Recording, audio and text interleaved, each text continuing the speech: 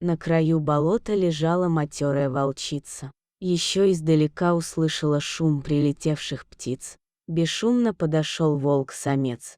За ним два волка-первогодка и замыкали шествие, след в след, 4 волчонка, выводок этого года. Во влажном мху оставались глубокие следы. Перестроившись, впереди шла волчица, волчата и последним волк.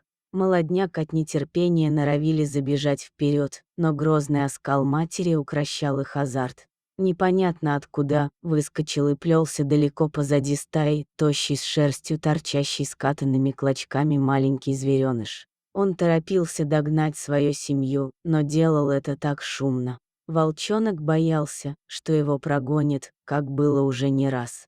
Суровый предупреждающий взгляд волка-самца заставлял дрожать и припадать к влажному мху. От мокрых живота и лап он совсем замерз, но больше всего его страшило потеряться и отбиться от стаи. У самого озерка звери разделились.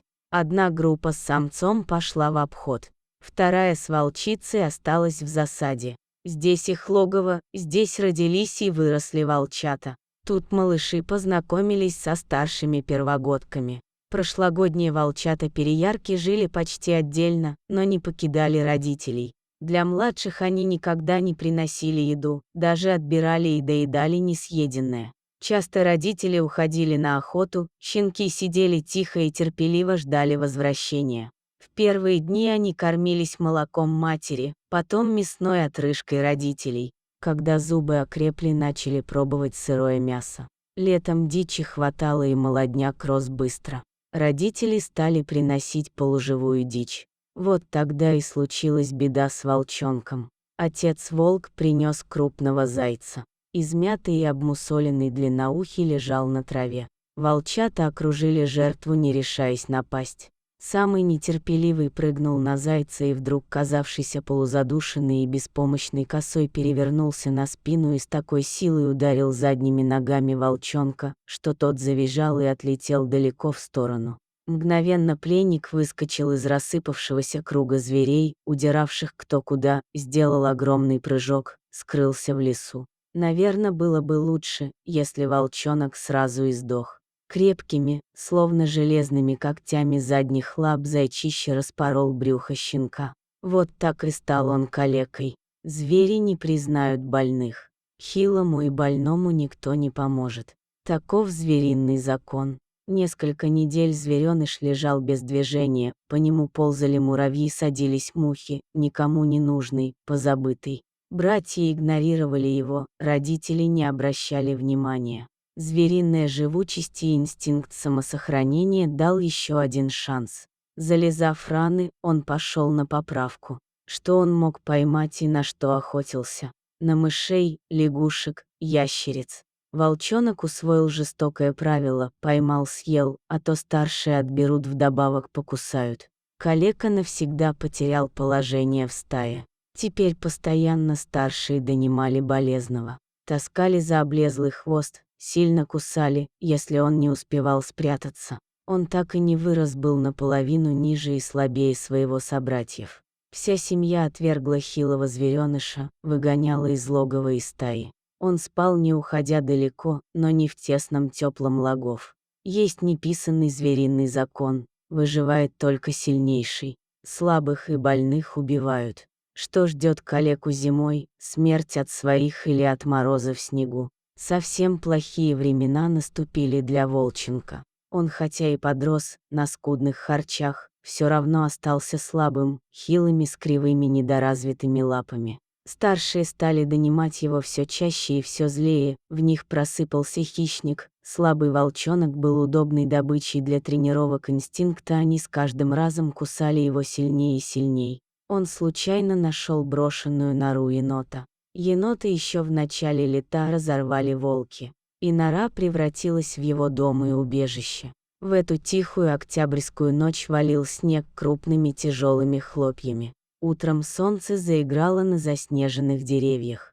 От белизны снега и лучистых бликов волчица щурила глаза, вела стаю к норе калеки волчонка. Она знала не убежать дохляку от стаи. Вчера волчонок добыл маленькую мышку, которая только усилила голод. Не поймать теперь ни лягушки, ни ящерицы.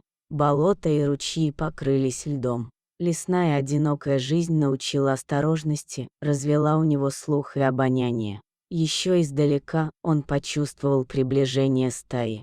Чутко уловил запах волчицы и собратьев. Страх вызвал дрожь. Его звериное нутро кричало: «Берегись, они пришли за тобой».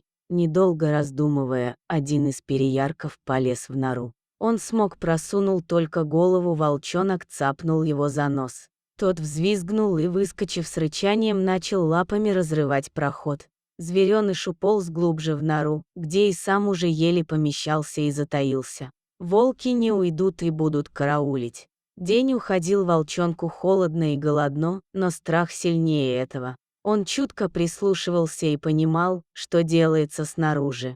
И вот услышал зов волчицы, караульщики убежали, путь свободен. Инстинкт подстегнул его, выскочив из убежища, как можно скорее и быстрее, насколько хватит сил, убежать подальше от логова. Куда он бежал, он не знал, только испуг, что могут настигнуть, и тогда расправа будет страшной и смертельной, гнал его без оглядки. В лесу по снегу бежать трудно, и, выскочив на лесную дорогу, припустил еще быстрей. Волчонок не заметил человека, идущего по дороге. Когда налетел на его ноги, повалился на спину, поднял недоразвитые лапы вверх.